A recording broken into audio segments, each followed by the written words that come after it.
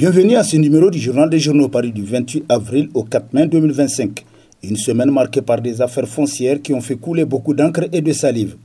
À cet effet, la Camorra immobilière titre pour la rubrique billets de sa parution en date du 29 avril le quotidien gouvernemental Le Sahel, qui nous apprend qu'à l'issue des enquêtes, le dossier a révélé plusieurs lotissements frauduleux, des parcelles disposant de plusieurs actes de cession, des faux actes de cession qui circulent à Niamey et Karma, des faux titres fonciers, plusieurs places publiques morcelées ou vendues en violation flagrante de la loi, des lotissements régulièrement autorisés auxquels sont adjoints des terrains qui ne font pas partie.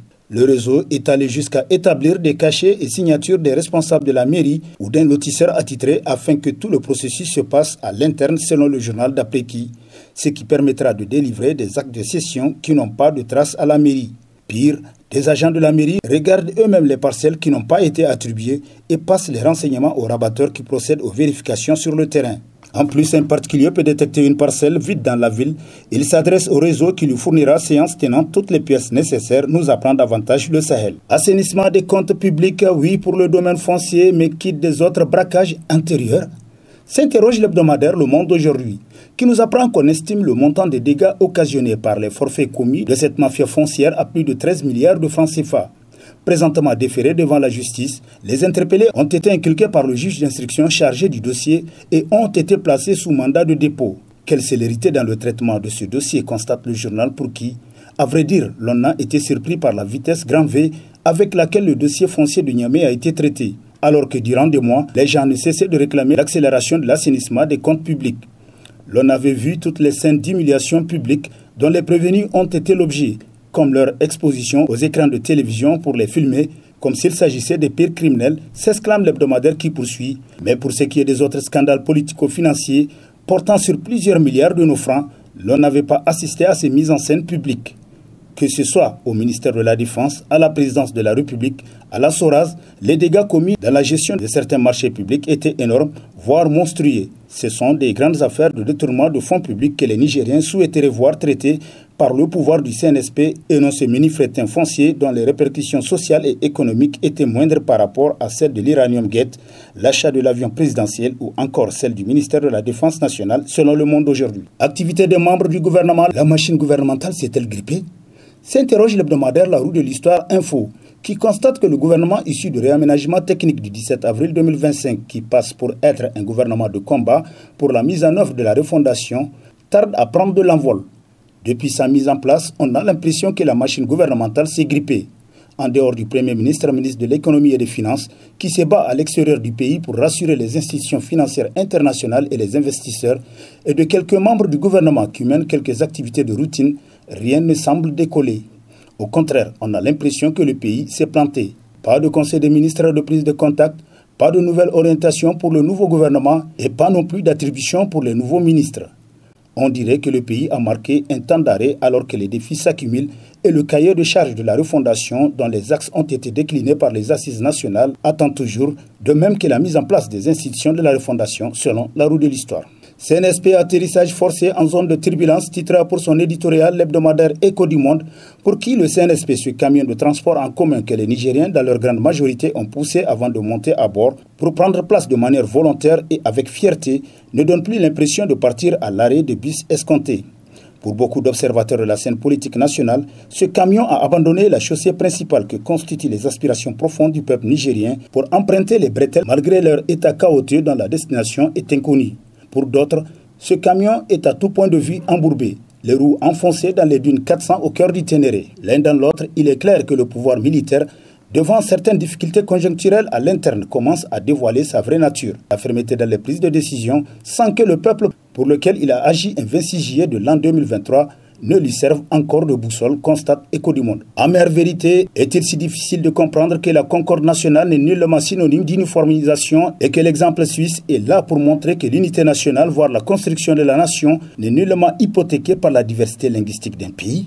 S'interroge l'hebdomadaire satirique Le Canard en furie, qui nous apprend qu'en Suisse cohabitent 4 langues officielles. L'allemand qui est parlé par 62% de la population, le français par 23%, l'italien par 8% et le romanche qui n'est parlé que dans une petite portion de territoire. Toutes ces langues sont enseignées dans leurs zones respectives et la nation suisse est une réalité. Il ne viendra à personne l'idée d'imposer l'allemand comme langue officielle unique parce que simplement parlé par plus de 2/3 des Suisses. La réalité est là et tout le monde a compris la motivation de cette honteuse manipulation. Cette motivation se trouve dans l'article 22 du traité portant création de la Confédération AES. Voici ce que dit l'article 22. Les langues officielles de la Confédération sont les langues nationales des États membres choisis par le Collège des chefs d'État de la Confédération. Pourquoi le CNSP a-t-il choisi uniquement le Hausa et dégradé les autres langues nationales? Pourquoi, malgré les protestations et les récriminations, le CNSP reste de marbre? Ces membres sont mieux comme des cartes, pensant que la lutte pour l'abrogation de cet article 12 va s'essouffler et s'arrêter selon le satirique qui renchérit. C'est certainement ignorer l'essence des luttes existentielles. La langue est un bien plus qu'un simple moyen de communication. C'est un instrument de la culture et de l'identité sociale. C'est suffisant pour qu'un gouvernant, même de bonne foi, se résolve à rectifier le tir, conclut le Canard enfuiré. Face au miroir, titre pour son éditorial l'hebdomadaire L'Éclosion, qui constate qu'après avoir affiché une formidable unité devant menaces des impérialistes occidentaux et la CEDEAO, voilà que notre société se retrouve subitement face au miroir, lequel lui renvoie sa véritable image, celle d'une cohésion sociale fragile dès lors que la question touche à l'identité. Ça, nous le devons bien à l'article 12 de la Charte de la Refondation. Désormais, nous savons qui nous sommes et ce que nous voulons d'après le journal pour qui nous sommes un peuple circonstanciel, une nation fragile plutôt repliée dans ses identités. Une nation certes capable de faire face aux menaces extérieures comme un seul homme, mais incapable de dépasser ses égaux pour le bien commun, le progrès de tous selon l'Éclosion. Partenariat entre le Niger et Survana Royal Gold Trading. En fait, le Niger jouira des avantages de son or, titre entre autres à sa une l'hebdomadaire Le Courrier, pour qui la création prochaine de Royal Gold Niger SA sera un avenir promoteur pour le pays, ses mineurs artisanaux et les jeunes en quête d'emploi. En effet, le partenariat entre Survana Royal Gold Trading et la République du Niger, marqué par la création de Royal Gold Niger SA, représente un tournant décisif pour le développement économique et social du pays. Ce partenariat représente une multitude d'avantages pour le pays et ouvre de nouvelles perspectives, en particulier pour sa jeunesse, avec l'investissement prochain dans le développement du capital humain. Avec Survana, la capitale Niamey sera un grand centre de commerce de l'or à l'instar de Hong Kong, Dubaï et Singapour, conclut Le Courrier. Lutte contre le terrorisme, les stations de service de Niamey sommet d'installer des caméras de surveillance dans un délai d'1 mois, titre dans ses colonnes l'hebdomadaire satirique Le Hérisson, qui nous apprend que le gouverneur de la région de Niamey n'est pas content des promoteurs des stations-service de la capitale. Et il les leur a fait savoir directement. Aussi, ordonne-t-il l'installation d'un système de caméras surveillance dans toutes les stations-service se trouvant sur son entité administrative. Faute de quoi, les contravenants se verront fermés. Selon le général Asman Abdou Harouna, 60% du ravitaillement en carburant des zones rouges, zones d'intense activité terroriste, provient des stations-service de Niamey. Cela, preuve à l'appui, dira-t-il. Rien que le vendredi 25 avril dernier, la station Ola Route Torodi a été prise en flagrant délit et elle fut fermée temporairement sur sa décision, a-t-il indiqué, tel que rapporté par Le Hérisson. Lutte contre le terrorisme, bientôt des drones Aksungur dans la collection de l'armée de l'air nigérienne. Titre dans ses colonnes Niger Inter Hebdo, pour qui, avec l'insécurité qui ne faiblit pas et qui s'élargit désormais à d'autres parties du territoire jusque-là épargnées par le phénomène du terrorisme, le Niger s'oblige de faire monter davantage en puissance ses forces de défense et de sécurité. D'origine turque, les nouveaux drones qui vont désormais accroître la force offensive de l'armée de l'air nigérienne coûtent entre 15 à 20 millions d'euros. Aussi, d'ores et déjà, 6 pilotes et 6 opérateurs de charge utiles ont été formés dans le cadre de leur future utilisation. Selon Niger Inter Hebdo, qui nous apprend davantage que les désormais drones de l'armée de l'air nigérienne peuvent voler à une vitesse de croisière de 180 à 250 km/h et transporter jusqu'à 750 kg de charge utile, comme des missiles et autres armements. Ils peuvent atteindre une autonomie de 40 heures de vol. Après l'exfiltration de son fils Abba que prépare Amirou Kombo depuis la mer de Bosphore, s'interroge l'hebdomadaire L'Actualité, qui nous apprend que l'ancien président de la République a quitté le Niger pour la Turquie avec son fils Abba dans ses valises. Avec Abba à l'extérieur, Issifou Mahamadou n'a plus de famille proche au Niger puisque Aïssata vit au Togo depuis de nombreux mois, tandis que Malika se repliait sur Abidjan avec ses enfants. Seul Abba était au Niger et était en prison, mais plus maintenant.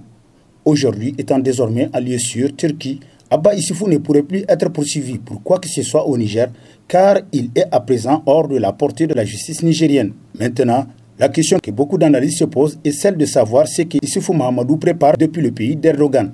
En effet, l'on sait de sources crédibles que l'essentiel de la fortune de l'ex-président Issoufou Mahamadou se trouverait dans ce pays, selon le journal qui se demande aujourd'hui, Issoufou a-t-il seulement dit son dernier mot après l'évolution de la situation politique nationale qui se profile à l'horizon avec ce mandat de 5 ans modulable qui vient d'être octroyé au président du CNSP par les Assises nationales de la refondation?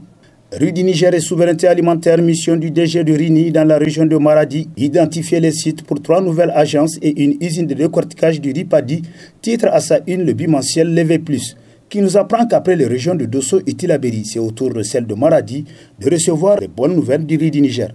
3 nouvelles agences et une usine de décortiquage de Ripadi associée à une usine de cogénération, c'est-à-dire une usine de production d'électricité à base de balles de riz, verront bientôt le jour dans cette région.